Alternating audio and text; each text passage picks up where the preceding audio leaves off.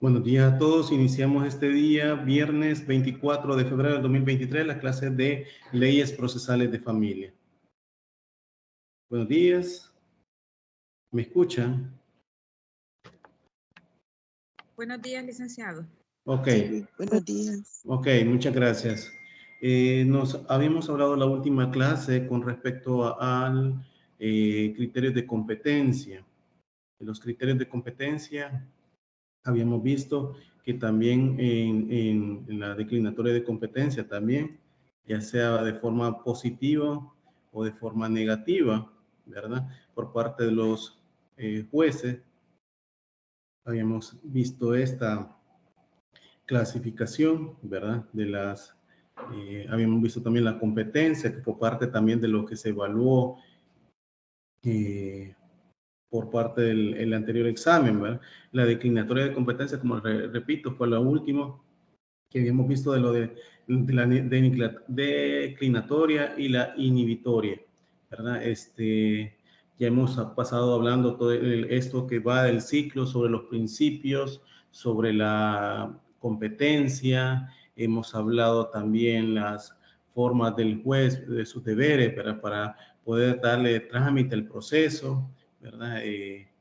Etcétera. Los sujetos procesales también, ¿verdad? Cuando tienen que ver también pluralidad de sujetos.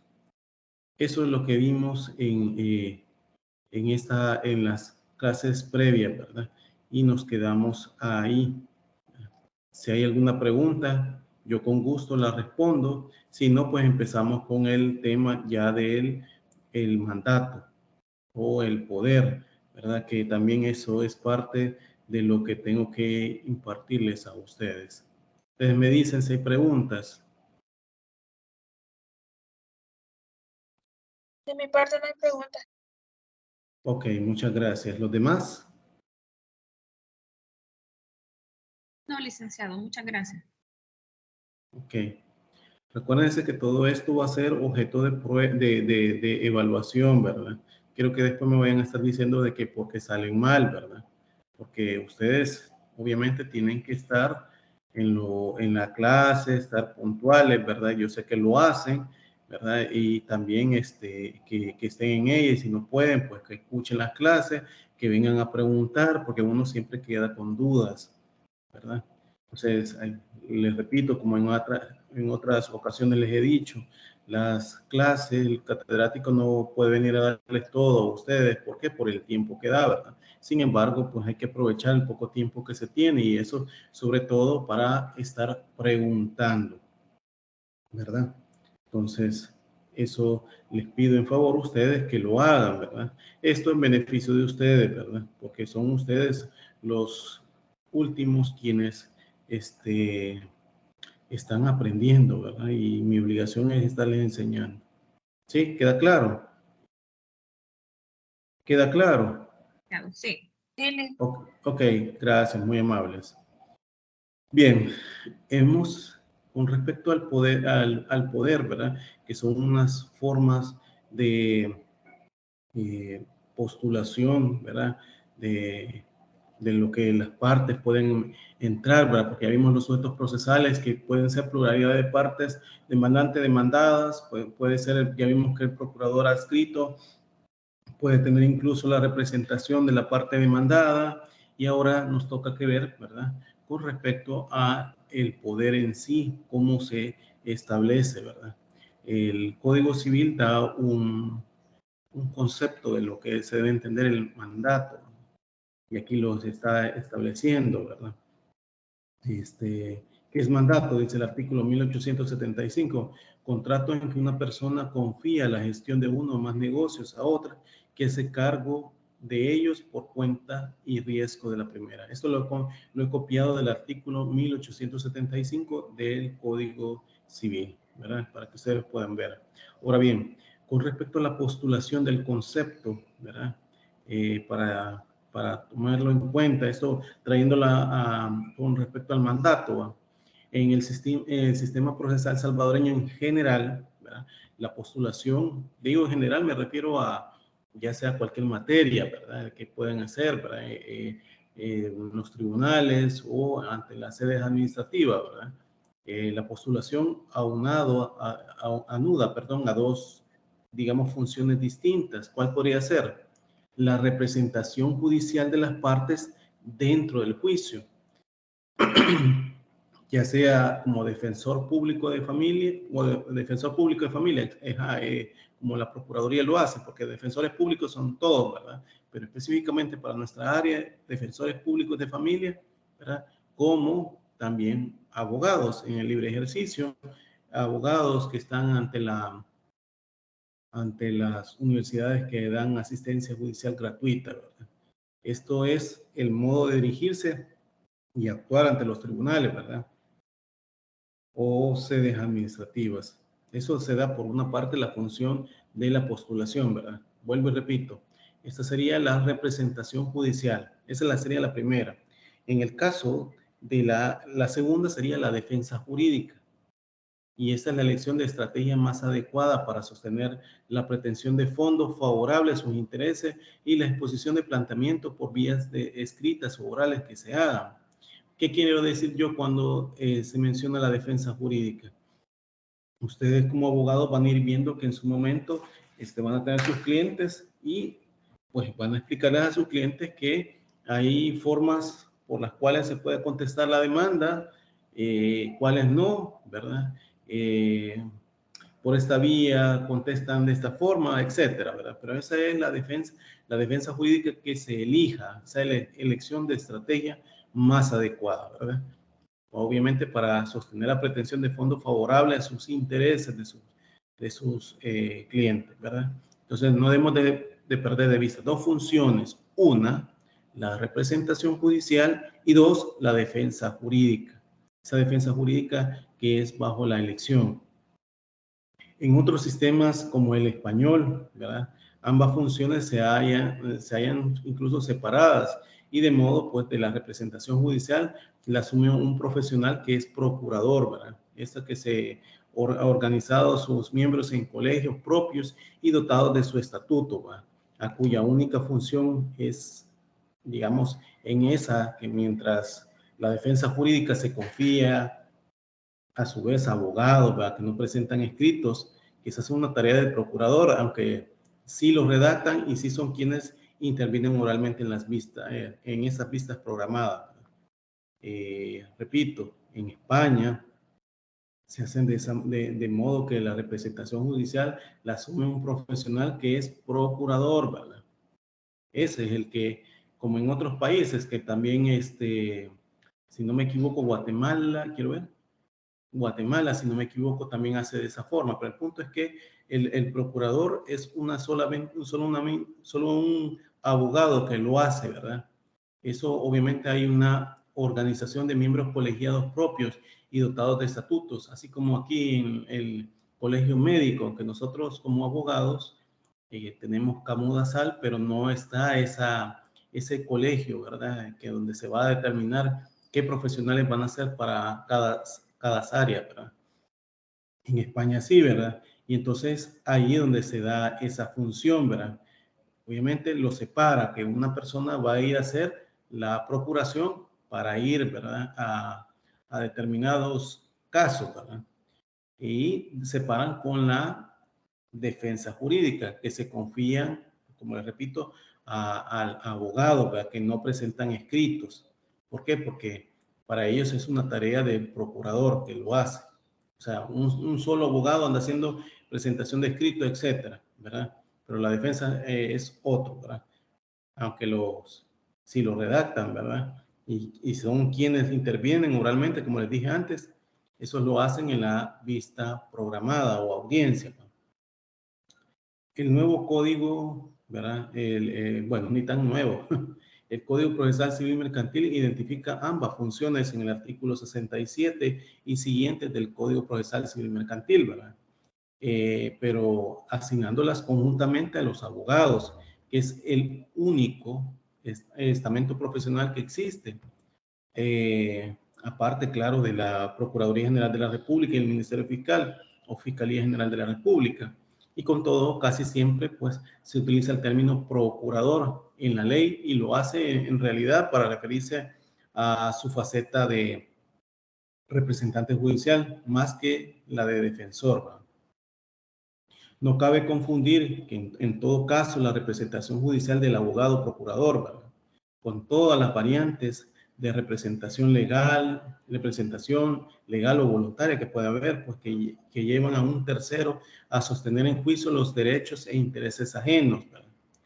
En estas últimas, como podemos ir viendo, son instrumentos de integración de la capacidad procesal, ¿verdad? Cuando de manera imperiosa o facultativa el titular no puede desempeñarse por sí mismo como parte dentro de la contienda.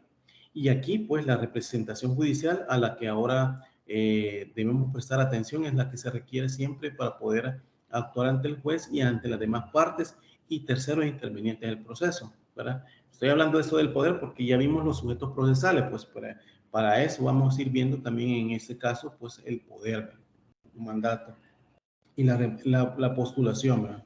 Desde esa perspectiva, la postulación es un requisito esencial dentro de la debida constitución de la relación jurídico-procesal y su ausencia determina la falta de un presupuesto del proceso, pues en ello va condicionada la efectiva defensa en juicio, que la ley no permite que se desarrolle en régimen de autodefensa de los individuos, salvo que alguno de ellos sea abogado y desear ejercitar su propia defensa y representación.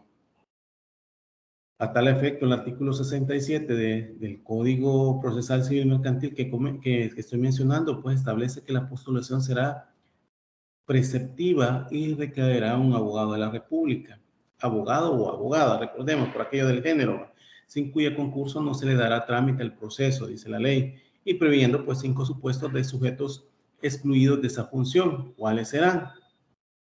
Si ustedes le dan eso, esa lectura de ese artículo 67, los 2 primeros son de carácter absoluto y los 3 siguientes son sometidos a posibles excepciones, como situación especial, ¿verdad?, que podemos ver, ¿verdad?, en aquellas personas que no dispongan de recursos suficientes para litigar y se le reconozca en juicio dicho beneficio, serán incluso defendidas gratuitamente por los, en este caso, pues defensores públicos. En la materia que nosotros estamos viendo, defensores públicos de familia de la Procuraduría General de la República. Y aparte de la excepción para constituir aquellos depósitos y consignaciones que puede establecer la ley. Eso lo establece el artículo 75 del Código Procesal Civil y Mercantil. Ahora bien, podemos seguir viendo, pues en este caso, que en esto del mandato, aunque yo, ¿verdad? Yo entiendo que esto en la materia de obligaciones van a ir viendo ustedes, ¿verdad?, las formas de cómo se deben de tener las características del mandato. Pero debo de decir que el mandato tiene características muy específicas, como cuáles, que es un contrato principal, ¿verdad?, bilateral, unilateral, oneroso, gratuito, ¿sí?, consensual, silanamático imperfecto, conmutativo, intuito persona y nominado, ¿verdad? Estos eso como características, perdón, del mandato. También podemos ir viendo, pues, sus clasificaciones. Aquí los estoy hablando bien rápido porque yo sé que ya esto ustedes, tanto en las obligaciones como en la materia de contratos, lo han de haber visto. Y solo estoy refrescando lo que ustedes en su momento hay que ver para eso del poder, ¿verdad? También debemos de decir que su clasificación, ¿verdad?, es que es un mandato individual, poder plural o colectivo. También puede ser conjunto, sustitutivo, indivisible y también puede ser especial y general, ¿verdad? Esto para ir viéndolo de ese punto. Entonces, basándonos en ese supuesto, ¿verdad?, la forma para acreditar el poder, un poder general señala incluso porque hay poder general y poder específico, ¿verdad? Porque estos, como lo estoy viendo, le estoy mencionando ahí de los poderes, ¿verdad? Puede ser general y específico. Y así la ley procesal de familia en el 10 y el 11 lo establece, ¿verdad?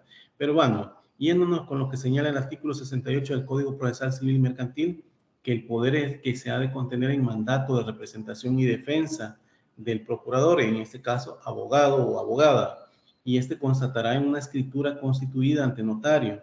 Esto lo establecen los artículos 129 y 131, que también requieren la comparecencia personal de la parte ante el órgano judicial, otorgando verbalmente su voluntad cuando se trata de la suscripción de mecanismos de autocomposición de la litis ya iniciada. ¿Qué quiero decir esto? Por ejemplo, ahí vamos a ir viendo que ese mismo, el 69 en su inciso segundo menciona también siempre el Código Procesal Civil Mercantil que tienen que ver cláusulas específicas. ¿Para qué? Para, por ejemplo, por renuncia, por desistimiento, por allanamiento, que son cláusulas específicas que tiene que darlo el poder dante, a pesar que es un poder general, ¿verdad? Entonces, y en estos casos el poder puede ser general y con cláusula especial. ¿Por qué? Porque incluso se refiere como facultades concretas que han de aparecer expresamente determinadas en la escritura pública. Y caben incluso dos tipos de representación, ¿verdad? Como les dije antes, el poder general y el especial. Y que en materia de familia se llama específico, ¿verdad? Porque se hace en escrito, ¿verdad? Se puede hacer en escrito dirigido al juez, ¿verdad? Cuando hablamos en el general, ¿verdad? En ese poder general, implica que la escritura solo se hace alusión incluso a las facultades y actos comunes de todo proceso. Esto lo establece el artículo 69, pero el inciso primero, pero sin abarcar precisamente aquellos que por imperativo del propio Código Procesal Civil Mercantil exige poder especial, y esto es que se exige una mención enunciativa y expresa de las facultades que se otorgan, ¿sí? El poder general puede otorgarse para un proceso concreto, ya iniciado o por entablarse. Es decir, cuando ustedes van a contestar la demanda, cuando ustedes quisieran representar a su cliente en el estado que se encuentra el proceso, ¿verdad?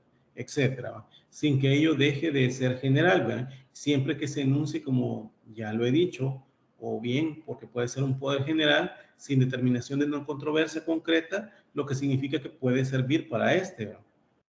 Para ese caso que quiera comparecer, me refiero, y para cualquier otro litigio donde haya de actuar su cliente, ¿verdad? Pues precisamente no está limitado a una causa, digamos, judicial única. Otro caso sería es que el abogado llegue a plantear un proceso sin el consentimiento previo de su cliente, lo que puede deparar, ¿verdad?, a que la responsabilidad es consiguiente, ¿verdad? Porque aquí estamos hablando de la responsabilidad que tiene el abogado frente a su cliente también, ¿va? Y otra será también la posibilidad en que en cualquier momento del representado de revocar ese poder cuando lo estime conveniente, pero mientras no lo haga, el poder valdrá para todo el proceso, ¿sí? Entiendo que también en este caso ustedes ya vieron o sí o me confirman. ¿Han visto ustedes esto?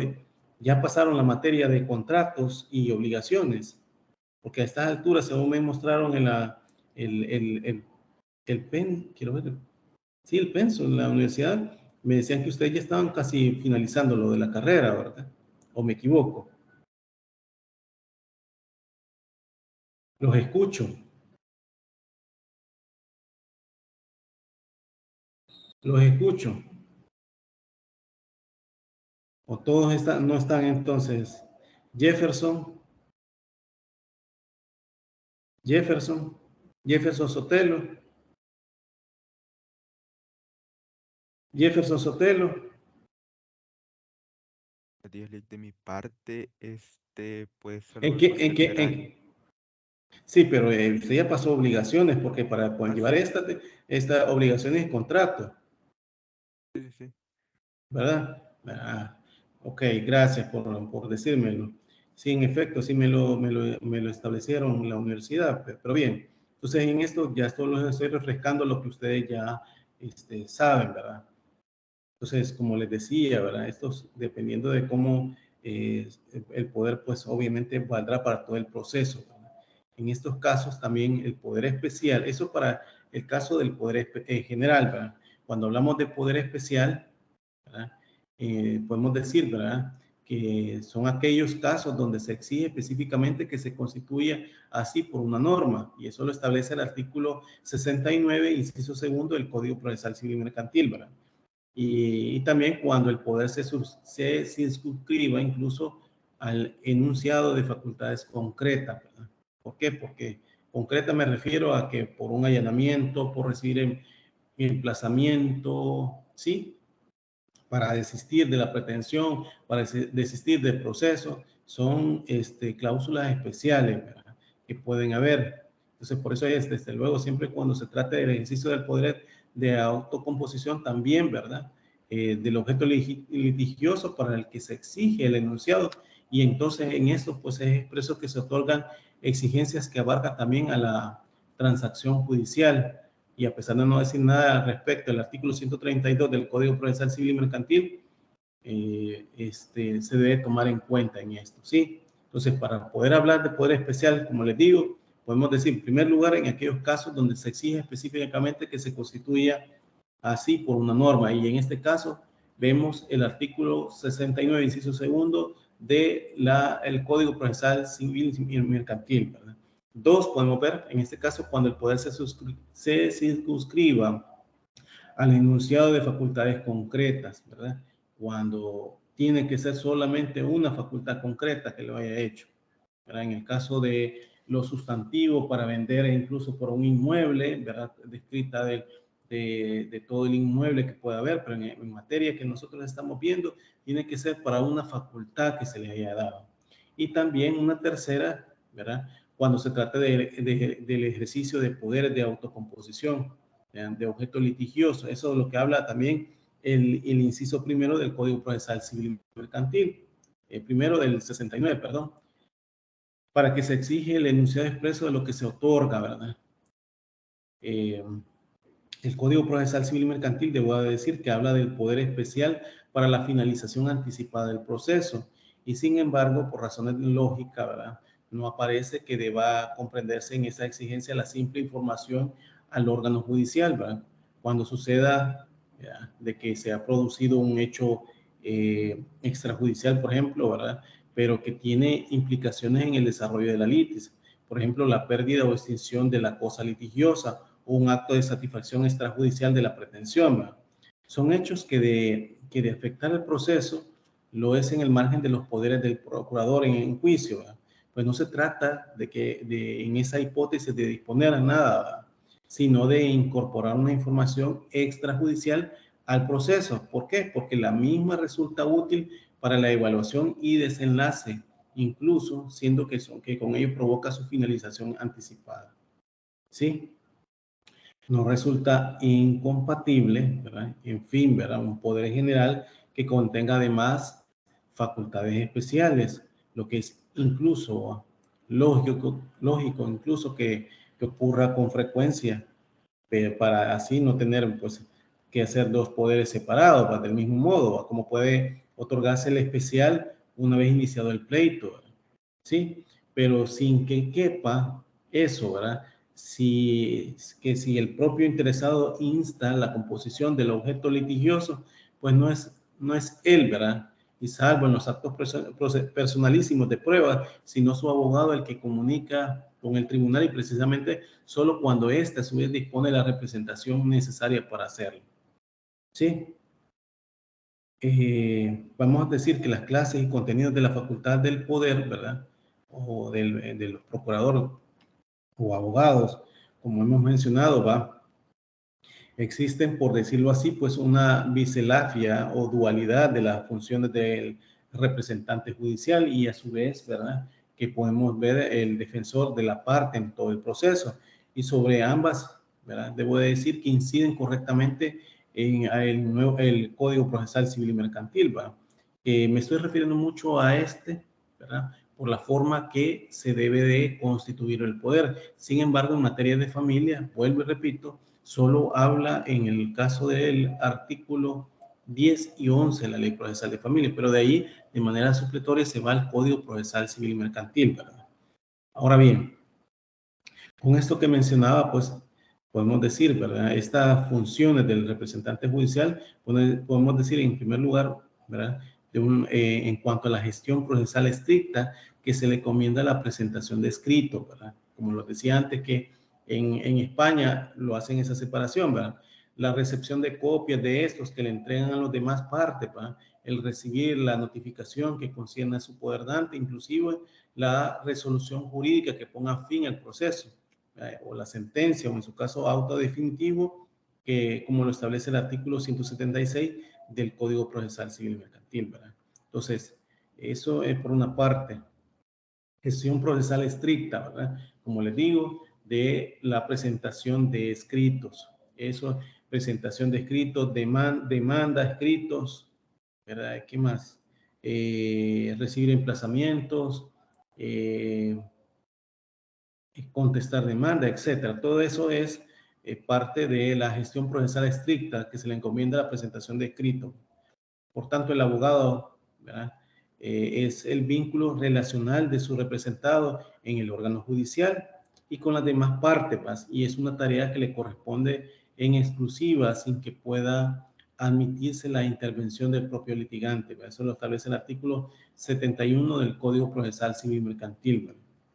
Se exceptúa de esa regla, como es natural, el artículo 70, inciso final, y 71, en aquellos casos que por ley deban incluso entenderse directamente con la parte, como es el caso del artículo 177, con el emplazamiento para contestar la demanda, que debe ser de manera personal, ¿verdad? A menos que tenga una facultad, ¿verdad? Pero es personal, y el interrogatorio en audiencia de prueba. Una segunda podemos ver, pues, en cuanto al papel de consejero y defensor jurídico del litigante. Y dice el artículo 70 del mismo Código Procesal Civil y Mercantil que una vez concedido el poder, ¿verdad? El procurador deberá prestar el asesoramiento y defensa jurídica a la parte, ¿verdad? Se entiende todo esto, pues, en todo estado, ¿verdad? Y grado de la causa, mientras no acaezca algunos de los motivos legales que el cese de su actividad, a que luego incluso vamos a ir haciendo referencia, ¿vale? Incluyendo adaptaciones de los actos orales que produzcan dentro del procedimiento. Esto lo pueden ir viendo el artículo 70 y 71 del Código Procesal Civil y Mercantil, ¿verdad? ¿Se va entendiendo hasta este momento lo que voy hablando? ¿Se va comprendiendo? Sí, licenciado. ¿Se va comprendiendo lo del poder?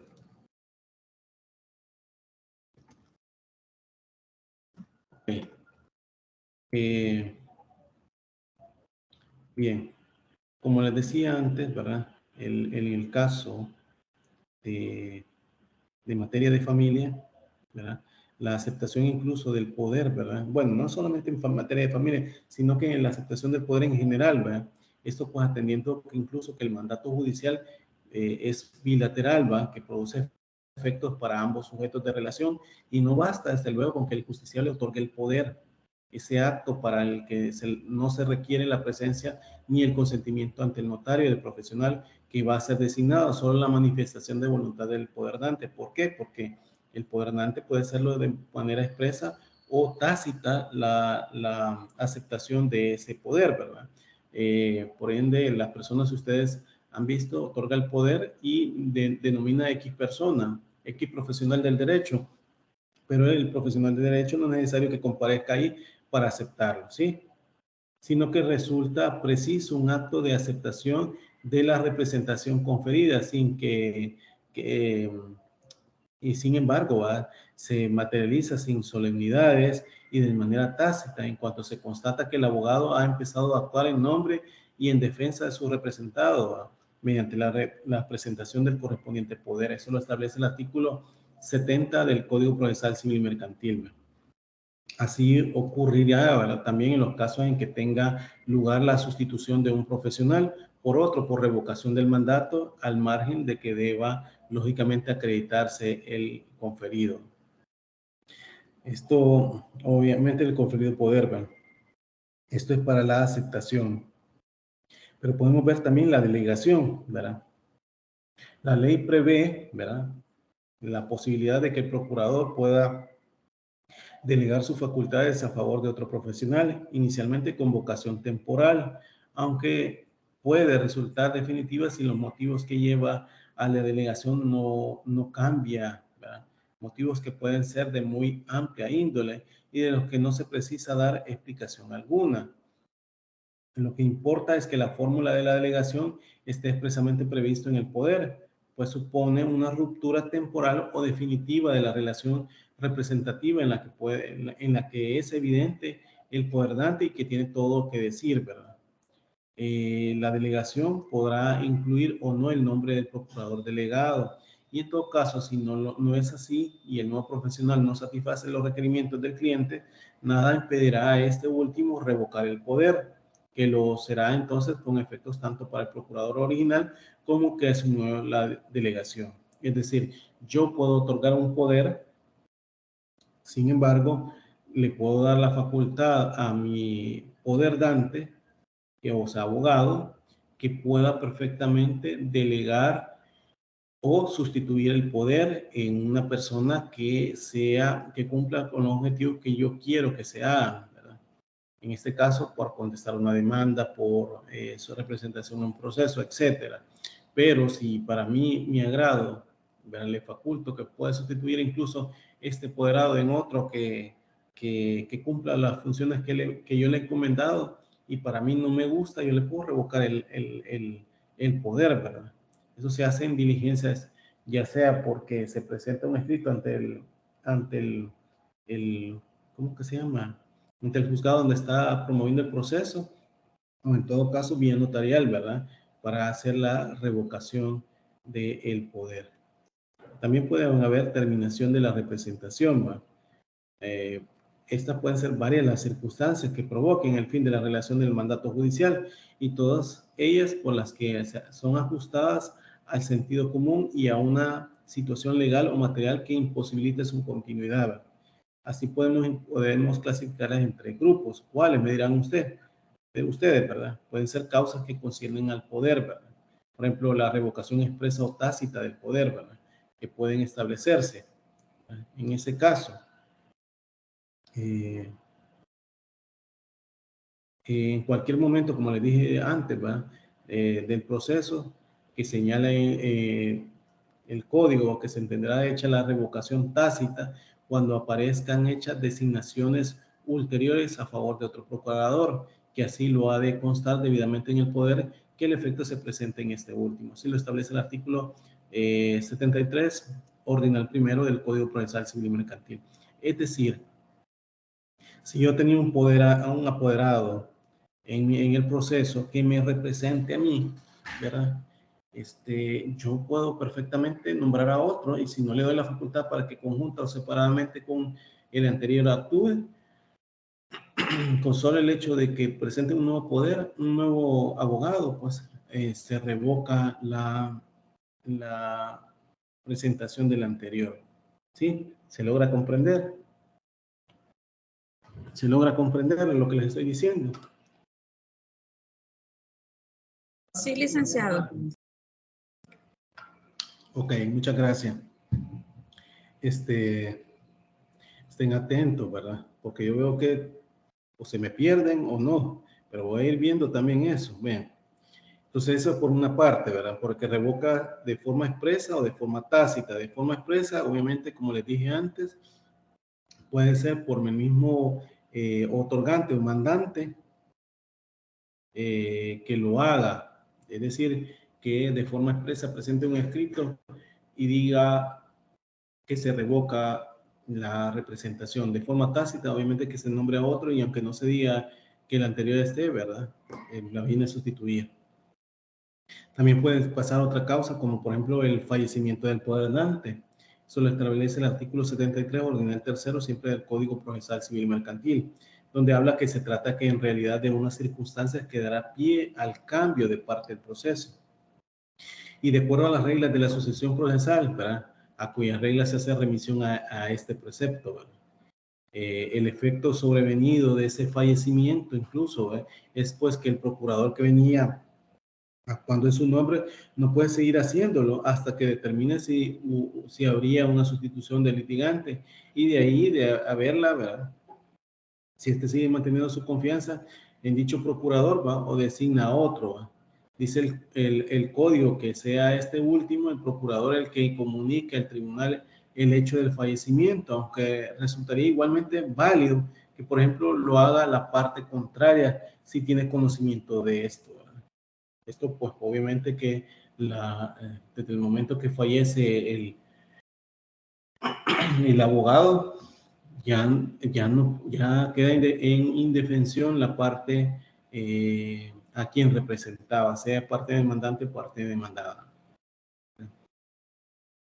También pueden haber causas que conciernen al procurador. ¿Cuáles podrían ser esas causas? Renuncia a seguir ejerciendo la representación conferida. Ni el representado ni el representante se les puede obligar a mantener una relación de confianza inexistente o dañada, y por tanto el procurador tiene la obligación, tiene también el derecho a darle por finalizada unilateralmente esa relación entre ellos, ¿verdad? Ahora bien, como esta decisión es unilateral, es decir, por uno mismo, no puede dejar indefenso al justiciable, y prevé la ley que aquel informe al tribunal sobre su voluntad de abandonar la procuración y manteniéndose en el puesto durante 10 días mientras se procede a la designación de un nuevo procurador, ¿verdad?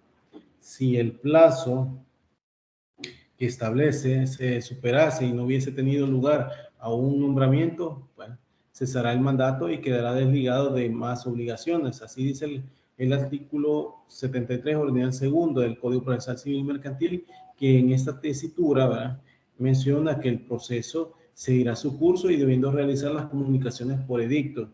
Y sin embargo, es evidente que un proceso no pueda continuar adelante si una de las partes no está debidamente representada y defendida judicialmente. Lo contrario, pues, implicaría vulnerar el proceso debido, ¿verdad?, o el debido proceso, ¿verdad?, y causar una indefensión de la parte,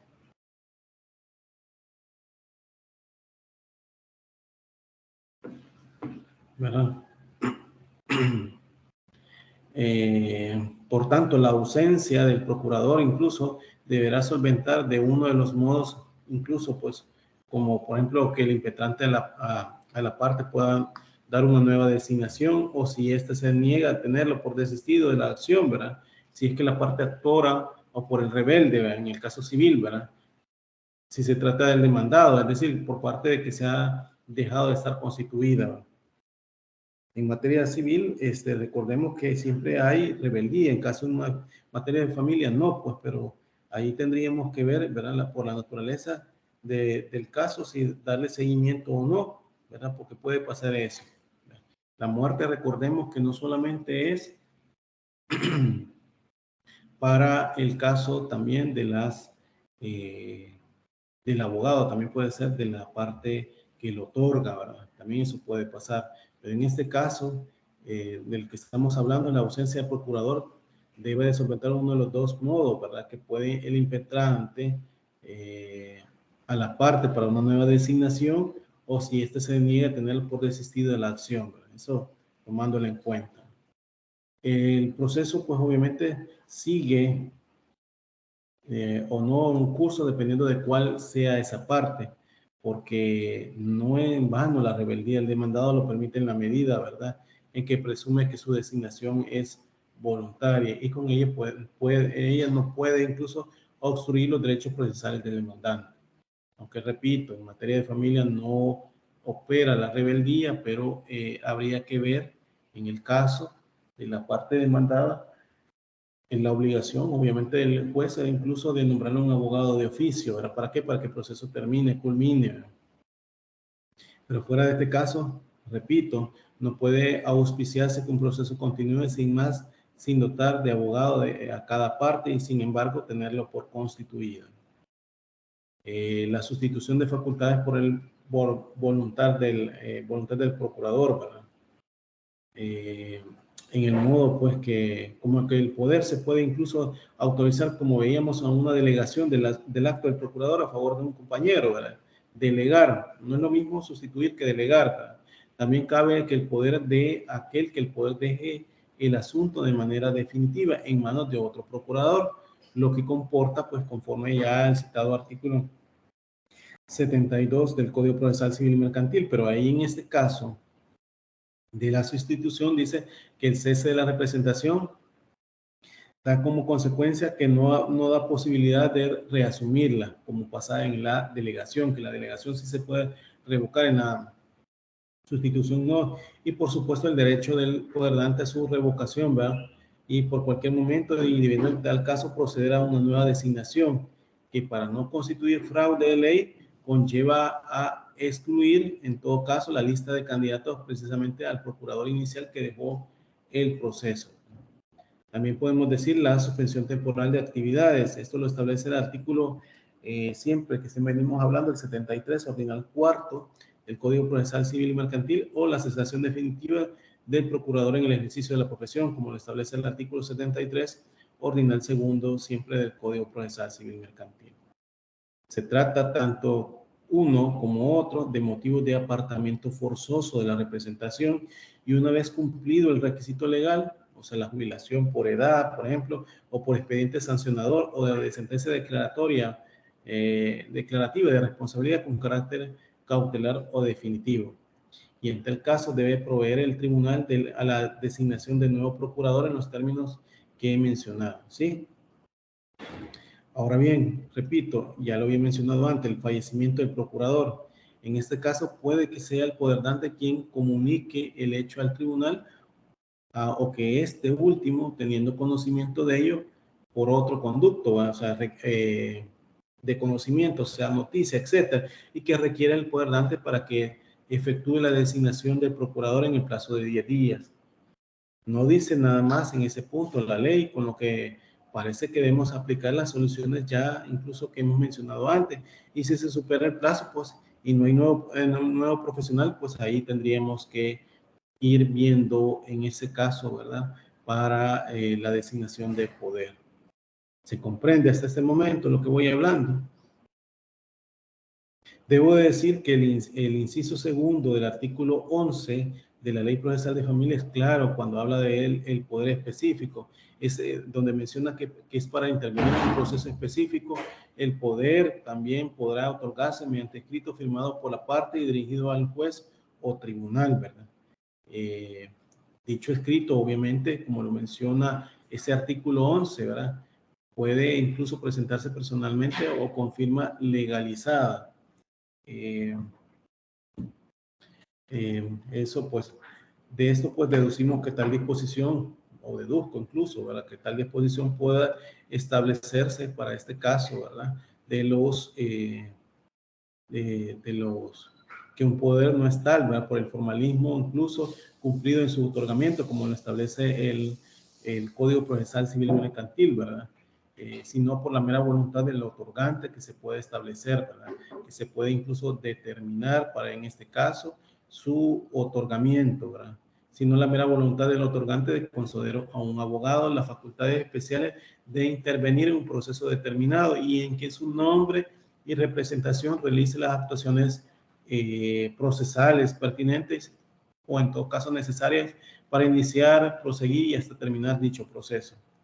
El escrito que se establece en materia de familia es tan sencillo que solamente en situaciones extremas y con empleados sumamente intransigentes, que podemos decir que pueden haber, ¿verdad? Pueden darse algún percance en el momento de ser presentado en ese tipo de documentos. Y no obstante, ¿verdad? El hecho que el otorgante firmado al pie del documento y que por regla general no presentar al juzgado, sino que lo haga su apoderado designado, en cuyo caso, ¿verdad?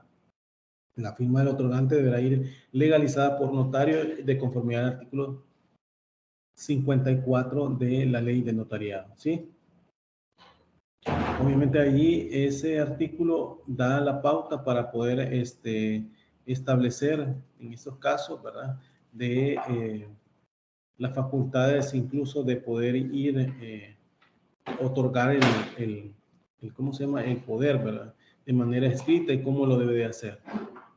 ¿Se comprende? ¿Se comprende? ¿Se comprende? Los escucho.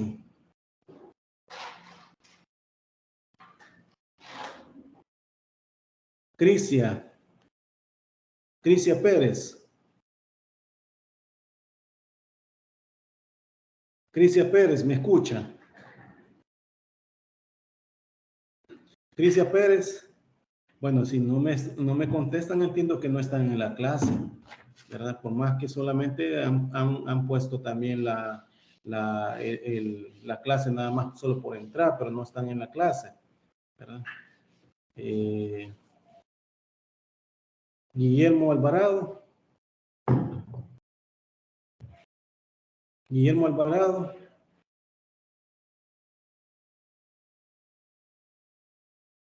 Guillermo Alvarado. Bueno, ya tengo dos que no están, ¿verdad?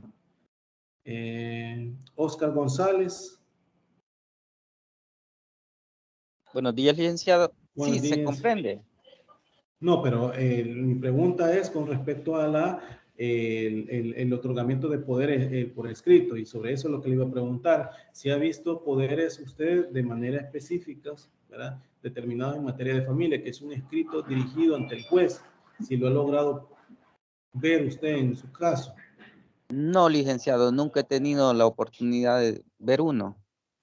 Pero ya le han autenticado su firma, ¿verdad? Usted...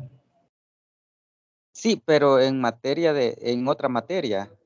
Ok, En, entonces en familia. cuando estoy hablando de un familia es que ya ha hecho usted escritos. No, nunca. Nunca escritos a juzgados.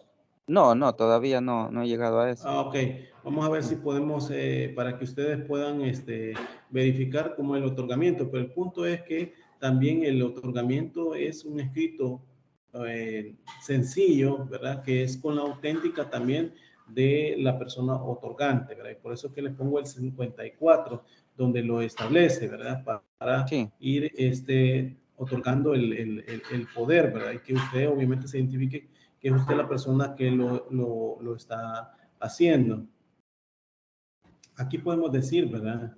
La pregunta, ¿puede otorgarse poderes especiales, ¿verdad? Según lo que dispone el artículo 11, inciso segundo de la Ley Procesal de Familia, a alguien que no tenga documento de identidad? Puede pasar eso, ¿verdad?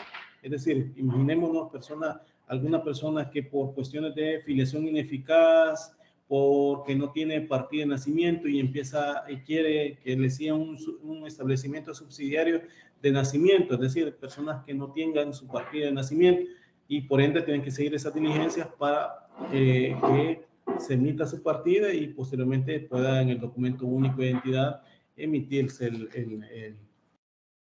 ¿cómo se llama? El documento. Entonces ahí podemos ver, ¿verdad? Que en esos casos, si nos preguntamos que si puede otorgarlo, en el juzgado de familia tienen incluso, pues, juzgados no solamente de familia, niñez y adolescencia, actos administrativos que se pueden hacer incluso en la Procuraduría, ¿verdad? Se tiene el criterio que los testigos deben de firmar conjuntamente con el notario, es decir, luego de la razón puesta en esta cosa, se dice que para que ellos puedan comparecer, es decir, por lo que dice el 32, ordinal quinto de la ley de notariado, ¿verdad? Que establece la forma que usted debe de hacer para poder comparecer cuando una parte pueda llegar y pueda comparecer, llegar, o sea, sin su representación, sin su documento de identificación, pero con dos testigos. Entonces ahí, pues, se da esa posibilidad que sí se da, ¿verdad? Sí se puede otorgar, pero se identifican a los dos testigos. Obviamente, las auténticas incluso de la firma, porque va a haber una auténtica de la firma, la que le hablo yo del 54, también va a ser para los testigos. Incluso pues caemos en este caso, ¿verdad? En el supuesto donde, permítame, me cerró ¿cómo que se llama? La cámara. Bueno, caemos incluso en la conclusión, ¿verdad? Que si la ley de notariado no dijo nada respecto a esa posibilidad, ¿cuál posibilidad? De que se debe también autenticar la firma de los testigos, ¿verdad? Y aunque la ley procesal de familia no lo exija, cuando fue promulgada y esa última ley, o sea, lo que digamos de la ley procesal de familia no dice nada por ese tema de la ley procesal de familia, ¿verdad? Para el otorgamiento de poder debemos decir que en esos casos, ¿verdad? Puede ser, ¿verdad? que se debe hacer la auténtica de la firma, como lo dice el 54 de la ley de notariado, ¿verdad? Es así como podemos decir, ¿verdad? No podemos decir que puede caer un vacío, pero para afirmar en ello, pues no tienen un documento de identidad las personas otorgantes. Para otorgar un poder es utilizar el derecho para negar, negar, es decir que no se le puede incluso, no puede otorgar poder simplemente porque no tiene documento de identificación. Pero si estamos hablando de que es un subsidiario, ¿verdad? En el peor de los casos, que necesita la partida de nacimiento para que le otorguen su DUI, es obvio que también con el poder no vamos a ser exigentes que no se le va a poder otorgar, me explico, ¿verdad? No podemos entonces incluso decir que si no tiene documento de identidad no puede otorgar poderes especiales. En ese caso es donde digo yo que se utiliza el derecho para negarle, ¿verdad? El acceso a la justicia sobre todo. Y eso pues va en contra de la persona que quiera pues que se le pondere su derecho. ¿Sí? ¿Se logra entender? ¿Se logra entender el caso? Es decir, una persona que no pueda tener documento de identidad, sea porque por las causas que tenga, no la tenga, puede comparecer ante dos testigos, ¿verdad? Y lo puede hacer ya tanto en escritura pública como también en escrito poder, como lo dice el 11 de la Ley Procesal de Familia. Me decía Edwin González, Oscar González, perdón. Oscar González. Sí, no, estoy poniendo atención, pero no comenté nada. Creí que estaba preguntando algo. Bueno, bien. No. Gracias. Ahí estamos. Bueno. Ok. Ahora bien, por causas de naturaleza objetiva, podemos decir que en estas causas de naturaleza objetiva, ya sea para el poder, entonces podemos decir en primer lugar que en todos los casos en que deje de actuar como parte del proceso aquel que ha suscitado los servicios de procurador, o sea, de abogado, deja a sobrevenidamente ya sin funciones, sea porque la contienda continúa con otra parte en su lugar por sucesión, por transmisión del objeto litigioso, porque también eso puede pasar, ¿verdad? ¿Se acuerdan cuando estamos hablando de la sucesión, verdad? Sucesión procesal que establece el 18. Es decir, falleció el demandante o el demandado, pero es necesario seguir con el trámite del proceso. Entonces acá, con el nuevo, va a ser un otorgamiento de poder, ¿verdad? Sea porque, y por eso sí digo, sea porque la misma haya de finalizar a virtud de una autocomposición de la litis y queda igual, ¿verdad? Que como actor para separarse del poderante de la pretensión o como demandado por separarse de la resistencia que hubiese sido formulada, según lo que señala el artículo 73, ordinal quinto de la ley del Código Procesal Civil Mercantil. Dos, podemos decir otra causa de naturaleza objetiva, por haberse completado el procedimiento en el que intervenía, siendo que la resolución que le puso fin no se ha recurrido ni ha provocado el acceso a una nueva instancia o grado jurisdiccional, o cuando hubiese realizado el acto para que hubiese otorgado el poder, ¿verdad? Si se trata de un poder especial restringido al ejercicio de uno o más actos procesales concretos. Esto lo establece siempre el artículo 73, ordinal quinto, inciso final, ¿verdad?, del Código Procesal Civil Mercantil. Y una tercera podemos decir que deviene también de índole objetiva, la cesación del vínculo representativo, ya sea por vencimiento del plazo para el cual fue otorgado el poder. Esto es lo que establece el artículo 73, ordinal sexto, y en la hipótesis por lo que no son muy frecuentes que el poder se conceda con fecha precisa de la caducidad, porque no hay eso. La práctica no se da en general, ¿verdad? Aunque también se puede ir andando prescindiendo del estado del proceso, ¿verdad? Es posible que no obstante que así se cumpla, nada hay que cuestionar al respecto, ¿verdad? Pues entra dentro de la soberanía del criterio del poder dante, ¿verdad? Y de ser así, habrá que estar a esa fecha, en cuyo cumplimiento obligará o bien a ratificar el mismo procurador en lo que resta de contienda mediante un nuevo poder, ¿verdad? o la designación de un profesional. La representación sin mandato, podemos decirlo como una prolongación en el ámbito de la representación y defensa judicial de la figura de gestión de negocios ajenos. ¿Se acuerdan que aquello establece el artículo 2037 y siguiente del Código Civil? El Código Procesal Civil Mercantil permite de manera excepcional y condicionada la actuación de un procurador carente de poder y por tanto de autorización para actuar en juicio en nombre de otro, cuya defensa pues, de derechos e intereses no ha podido confiarse ni a dicho abogado ni a otro, y existen motivos de fuerza mayor que justifiquen esa intervención oficiosa, como en el caso que da también en materia, en la Ley Procesal de Familia, ¿verdad? Para no dejar indefensión a las partes que lo requieran. El artículo 74 del Código Procesal Civil Mercantil habla del supuesto de que la persona defendida se encuentra impedida de hacerlo por sí misma cuando estuviese ausente del país, tenga razones de fundado temor o amenaza, cuando se trate de una situación de emergencia o inminente peligro o hay alguna causa análoga y se desconociera por la existencia de representante con poder suficiente. Como puede verse, pues, salvo algunas excepciones, como la situación de ausencia, por lo general, ¿verdad? Estamos hablando de circunstancias en cuya apreciación resulta más o menos subjetiva y además se basa en la potencialidad, ¿verdad?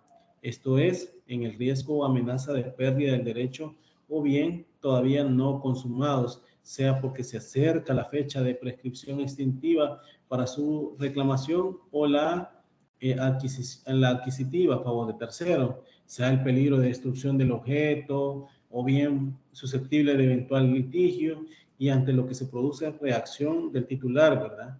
¿Por qué? Porque este no puede por algún motivo de fuerza mayor y ajeno a su voluntad.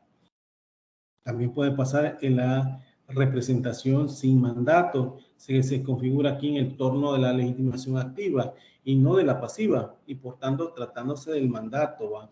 O este comparece con la debida procuración, ¿verdad? O se tenga por rebelde con los efectos inherentes a ello. Esto último que he mencionado con lo de procesal civil y mercantil, ¿verdad? En materia de familia, repito, no la hay, pero puede pasar, ¿verdad? No debe de confundirse, pues desde luego, esta representación. Bueno, cuando puede pasar me refiero yo en el caso de materia de familia, que obviamente no hay rebeldía, no puede haber, pero sí en materia civil, ¿verdad? También no debe de confundirse, desde luego, que la representación y defensa judicial sin mandato de la legitimación indirecta, ¿verdad? Cuando estamos hablando de la representación, alude a un requisito de postulación, como lo dije en un inicio. Y cuando hablo de la defensa judicial, ¿verdad? A una modalidad de legitimación procesal. Aquellas nunca se convierten en parte del procurador, ¿verdad? En todo caso, en representante judicial del titular material, ¿verdad? Y esta otra incluso se convierte al legitimado indirecto en parte, ¿verdad? Según estuvimos viendo anterior, ¿verdad? Y sobre esto, pues el legitimado indirecto, al igual que el directo, siguen teniendo necesidad, ¿verdad?, de gozar de representación y defensa de juicio, de esa postulación a través del procurador o abogado. Debo decir que en el caso de los considerandos, lo delicado de la situación que vuelve a la representación sin mandato y el que está en realidad se concede como un remedio extremo para evitar, digamos, perjuicios irreversibles al indefenso y se dispone un sistema riguroso de control de su validez, el cual pasa a permitir a la parte contraria el exigir garantías de que el abogado va a localizar al cliente para que éste otorgue el debido poder inicialmente faltante. Si así, pues lo pide el contrario. El juez concederá un plazo de 2 meses que en teoría y conforme al artículo 74, 4 inciso final, digamos, pues, donde menciona que si ustedes le dan lectura a ese artículo, dice, siguiendo las comparecencias aquel, no los 2 meses siguiendo a la fecha de la petición de la garantía. Esa garantía se entiende que consideran datos que aportará el procurador ante el juez y de los que se desprende que será posible localizar al representado en el citado plazo y obtener su conformidad. Por supuesto, no habrá tales garantías si llega al conocimiento del juez la noticia de que el proceso se ha montado en contra de la voluntad del presunto representado. También la ratificación de la gestión del procurador podrá hacerse de manera expresa, esto de manera escrita o verbal ante el tribunal, o en todo caso tácita. Y en este segundo caso, si el interesado comparece por sí o debidamente representado y no rechace expresamente la actuación del procurador, lo que la ley da por cierto que eleva el rango de presunción de iuris id, que se presume el carácter absoluto de la ratificación, ¿verdad? El artículo 74, inciso último, o último párrafo del Código Procesal Civil y Mercantil, no es rebatible en actos posteriores que, salvo se demostrara que el poder dante hizo la ratificación bajo la coacción o error, esos vicios del consentimiento, ¿verdad? Error, dolo y fuerza, ¿verdad? En esto debemos decir que la ratificación, lo que es la gestión cumplida hasta ese momento, que el procurador no implique necesariamente también que vaya a continuar en el cargo por lo que resta del proceso. Y de ahí que cuando la ley previene que la ratificación tácita pueda operar por la comparecencia del poder dante, eso debidamente representado, no añade por dicho procurador, pues en definitiva puede elegir a ese o a otro por los actos procesales que está por venir, ¿verdad? Bien, entonces, ¿verdad?, deberá aportar el poder que acredite la representación a partir de ese instante a favor del mismo u otro procurador que pueda hacerlo. La ratificación, vuelvo y repito, no puede hacerse en cuanto a algunos actos del proceso y no en todos los cumplidos por el procurador, ni sujetarse a la ratificación a condiciones suspensivas, sino que debe formularse o deducirse si es por la vía tácita, esa pura y simple que establece el artículo 74, párrafo cuarto del Código Procesal Civil y Mercantil. De lo contrario, no hay ratificación como tal y habrá que estar a la consecuencia derivada de su denegación. También en ese último caso, la falta de ratificación de la gestión prevé que la ley se declarara concluido el proceso y se puede condenar al procurador al pago de daños y perjuicios, así como a las costas, siempre a criterio del juez la intervención oficiosa haya sido manifiestamente injustificada o temeraria, ¿verdad? Eso dice el artículo 74, párrafo tercero del Código Procesal Civil y Mercantil, ¿verdad?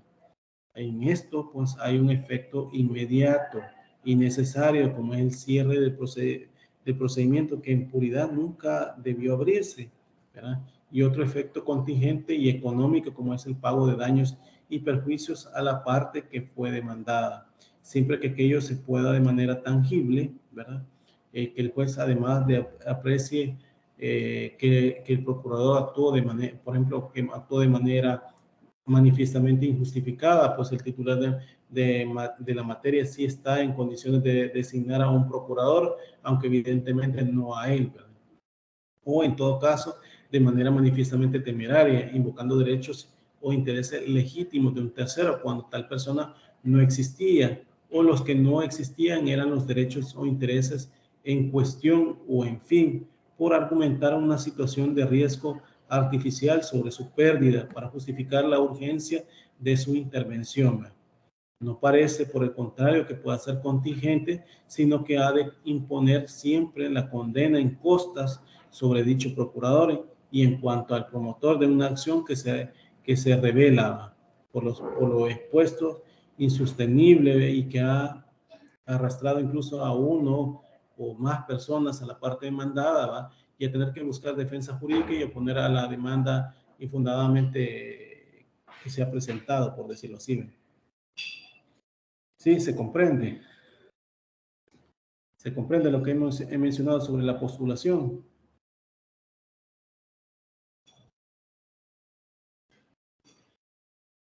Señorita Sigüenza Alvarado. Sigüenza Alvarado. Sí, licenciado, dígame. ¿Comprende lo que estamos hablando de las postulaciones, Sí, sí. del poder? Sí, sí, todo claro, Lee. ¿Qué ha comprendido de esto? ¿Qué ha comprendido de esto? De lo que he hablado esta mañana. Señorita Sigüenza Alvarado, le estoy preguntando.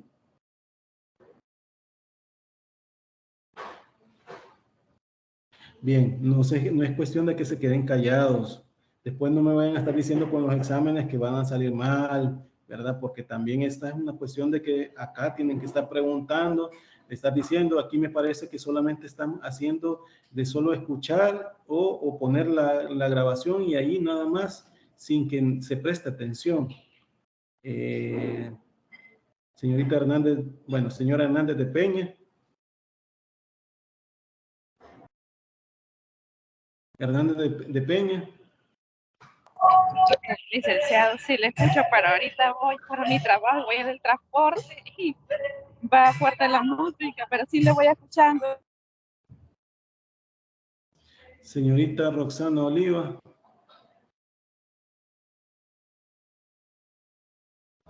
Señorita Roxana Oliva. Sí, ¿Ha escuchado lo que estamos hablando? sí. Ok, ¿qué ha entendido usted de esto, de la postulación y del poder?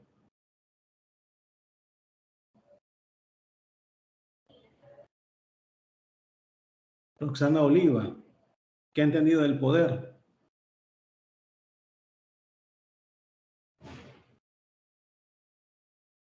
Miren, yo esto lo lamento mucho, por eso estoy tomando nota, ¿verdad? Y esto queda grabado, ¿verdad? Si no me están poniendo atención ni nada, yo entiendo que no les interesa, ¿verdad? Y lejos de eso, pues van a tener los resultados con las notas. Elena Mejía, Buenos días, licenciado. buenos días. ¿Qué ha entendido de lo que hemos hablado esta mañana del tema del poder? Que hay poderes específicos para todos los procesos, licenciados. En el caso de que usted hablaba que cuando alguien no tenía como un documento de identidad, pues por medio de dos testigos se podía. Entonces, esta ya se podía otorgar. Deben entender siempre, señorita Mejía, y no solamente ustedes, sino que todos los demás, que los poderes siempre se deben de tomar en cuenta que pueden haber poderes generales judiciales con cláusula especial o poderes especiales, ¿verdad? Estos dos pueden ser por medio de escritura pública, ¿verdad? Y obviamente otorgado por la persona interesada. Pero también pueden haber poderes específicos que son otorgados mediante escrito poder dirigido ante los tribunales o instancias administrativas, siempre en materia de familia, como puede ser la PGR, que puede en este caso pues ir haciendo, ¿verdad?, el supuesto de los poderes que se deben otorgar, ¿verdad? Claro, sin ir viendo mayor situación, más que como lo determina la área sustantiva, como les mencionaba aquí en el caso del Código Civil, donde incluso da ese concepto que es sobre el mandato, sobre ese poder que se otorga. Menciona, como les dije de un inicio, que es un contrato en que una persona confía la gestión de uno o más negocios a otra que sea a cargo de ellos por cuenta y por riesgo de la primera, ¿sí?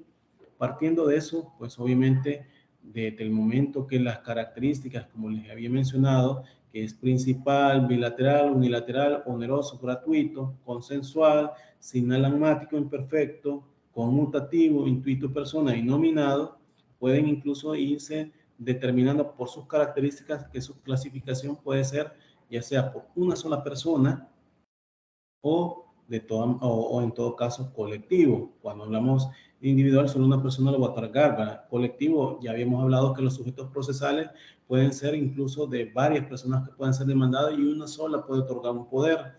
También puede ser de manera conjunta, sustituible, divisible, el poder especial y general.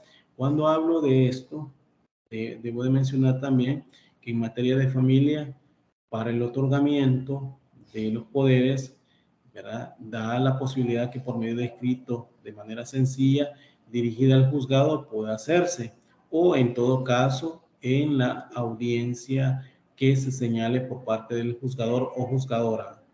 Entonces, estos requisitos obviamente deben de ir determinándose, ¿verdad? y a partir de los, incluso los elementos esenciales que pueden hacer dentro del mandato o del poder, ¿verdad? Recordemos que en una relación de poder existe el mandante, que quien otorga, el mandatario, que quien va dirigido el poder, ¿verdad? El encargo, lo que se espera que se haga con ello, ¿verdad? O en todo caso el negocio específico, que es el negocio encargado que se pueda establecer, ¿verdad? Recordemos que en materia de familia podemos decir que se inicia el proceso de divorcio, pero a la vez la persona no quiere el divorcio, simplemente quiere el cuidado personal de sus hijos, no le interesa divorciarse. Entonces, o en todo caso, dentro del divorcio, quiera introducir otro tipo de pretensiones, como son la pérdida de la autoridad parental, que pueden establecerse en ese caso. Entonces, ahí vemos que hay posibilidades, ¿verdad?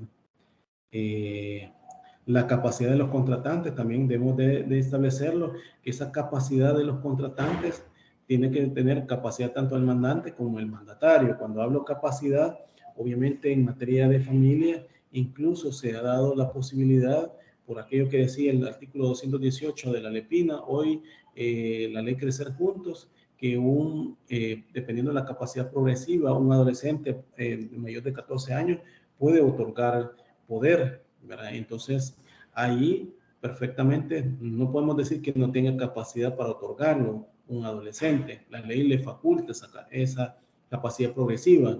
Y obviamente el mandatario tiene que ser, en materia de familia, tiene que ser poder, abogado que diga, obviamente para iniciar con las acciones, ¿verdad?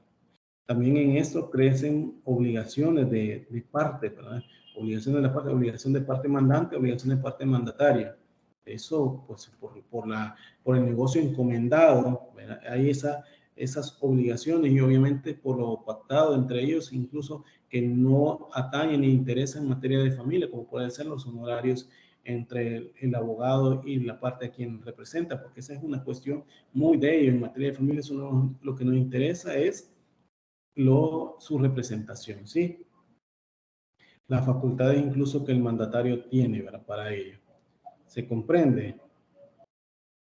¿Se comprende, señorita Mejía? Elena Mejía. Elena Mejía.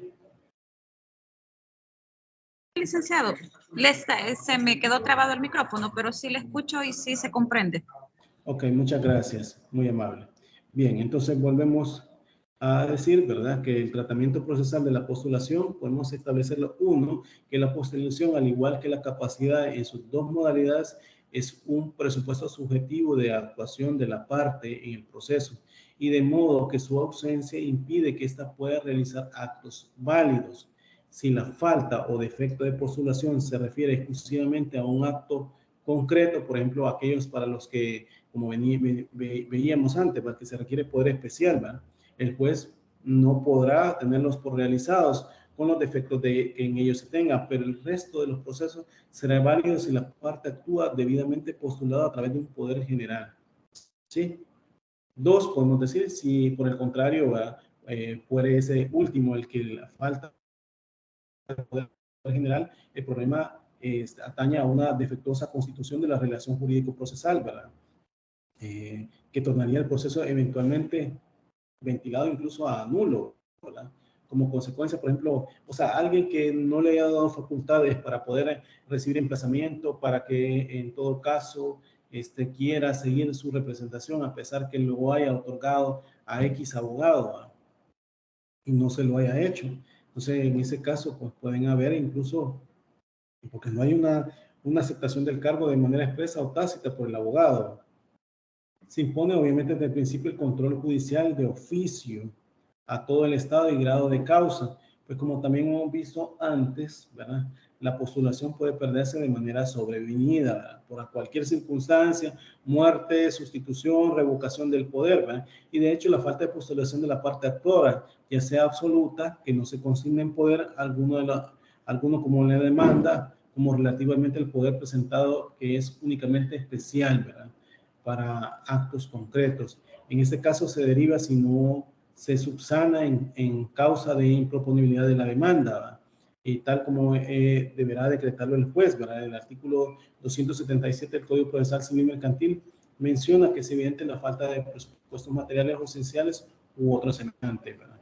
Si la falta se aprecia en el demandado y no se subsana, comportará que no se le pueda tener por parte debidamente constituido, salvo, claro, otorga poder a favor de otro abogado, lo que se considerará indefectiblemente ser declarado incluso rebelde en el caso de materia civil, como les repetía, en materia de familia no lo da de esa forma. Cabe entonces también la denuncia o instancia a instancia de parte, y a este respecto el artículo 300 prevé que la audiencia preparatoria, o sea, preliminar, que es en materia civil, ¿verdad?, se resuelva sobre excepciones del demandado atendiente a la falta de capacidad para hacer, ¿para qué? Para ser parte, representación, que es capacidad procesal y postulación, lo que resulta trasladable al acto de audiencia probatoria de juicio abreviado. En materia de familia, se da en audiencia preliminar en la fase saneadora, que puede ser incluso ahí determinado en el evento que no se tenga un apoderado. Nada obsta, sin embargo, que la parte actora pueda denunciar también la falta de postulación del demandado, lo que supondría abrir una cuestión incidental de índole procesal y resolver sobre las reglas de los artículos 267 y siguiente del Código Procesal Civil y Mercantil. Obviamente eso de los incidentes vamos a ir hablando más, aunque yo les hablé sobre la declinatoria de competencia, pero vamos a ver solo con esto de los incidentes para ir determinando, ¿verdad?, qué es lo que se puede establecer dentro del proceso. En este caso, pues el carácter subsanable de la falta de postulación lo que exige con todo que precisamente su alcance como principio de problema atañe en esos casos a la falta material de consignación de poder, sin que, sin embargo, se tenga todavía constancia de una voluntad negativa o reacia del justiciable a confiar su representación a un abogado, que pueda incluso hablarse de un defecto teóricamente subsanable, y en la medida en que el profesional cumpla dentro del plazo que al efecto ha de otorgarse por el juez para que subsane y aporte el poder necesario. Más si el requerimiento no se satisface, no se puede acudir subsidiariamente el presupuesto representado para preguntarle si está o no de acuerdo porque se haya deducido una pretensión en su nombre, sino que directamente se considera el defecto como, digamos, como insubsanable, y dado que concierne a un presupuesto de proceso que llevará a las consecuencias, ¿verdad?, que antes mencionamos, al cierre de proceso, si el actor o declarar, será el proceso, me refiero, para con el actor, ¿va?, o declaración de rebelde, si el demandado por no contestar la demanda, ¿va?, no lo hiciera, es algo que se hiciera por otro procurador, pero obviamente eso en materia civil, como les dije, en materia de familia no se menciona la rebeldía, pero mi obligación es mencionárselo por en este caso de la postulación. Y recordemos que en cuanto al demandado, que tanto si el emplazamiento para contestar se produce de manera personal como por edicto, ¿verdad?, y es suya la carga de busca de abogado que la represente y defienda, ¿verdad?, y representando el correspondiente escrito de contestación y junto a él, entre otros documentos procesales, el poder necesario del procurador. Finalmente, debo decir que hay que recordar que en casos de finalización abrupta de la relación representativa por algunas diversas causas que hemos analizado, es decir, la revocación del poder, la caducidad, el cese voluntario, el fallecimiento del procurador o del gobernante, deberán de seguir las especificaciones previstas en la ley. ¿Para qué? Para el arreglo en los términos que ya hemos mencionado, ¿verdad?, en ese caso. ¿Sí? ¿Se comprende? Sí, licenciado. Ok. Para la próxima, no sé si de aquí quienes están como examen diferido. Todavía no veo que me aparezcan a mí como examen diferido, aunque recuerdo de Madrid, señora Madrid de Barrientos, que me dijo que iba a hacerlo diferido, pero no me aparece todavía en su caso para hacer el diferido. Hola, Lick, buenos días. Buenos días. Diferido todavía, pero sí. ¿Perdón? Lo voy a hacer, Lick. Todavía no he pagado, pero sí. Sí lo voy a hacer. Solo ustedes estaríamos hablando de, sí, porque tienen tiempo, estaríamos hablando que la próxima semana para hacerlo, ¿verdad? Entonces, creería yo, si no, porque nosotros tendría que ser lunes o viernes, creería yo que es el lunes que les voy a poner el examen, pero entiendo que es hasta este viernes que tienen para hacer lo de la inscripción del examen diferido, ¿o me equivoco?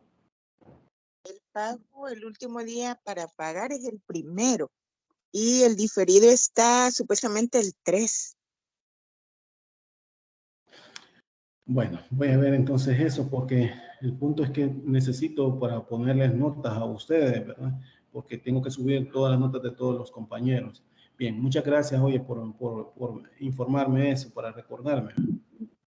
Gracias a usted. Bueno, si no hay más preguntas, nos quedamos acá. Nos vemos para la próxima semana, el día lunes. Continuamos con este tema de hablar del poder, ¿verdad? Cuídense, que tengan un feliz fin de semana. Gracias, licenciado. Igual.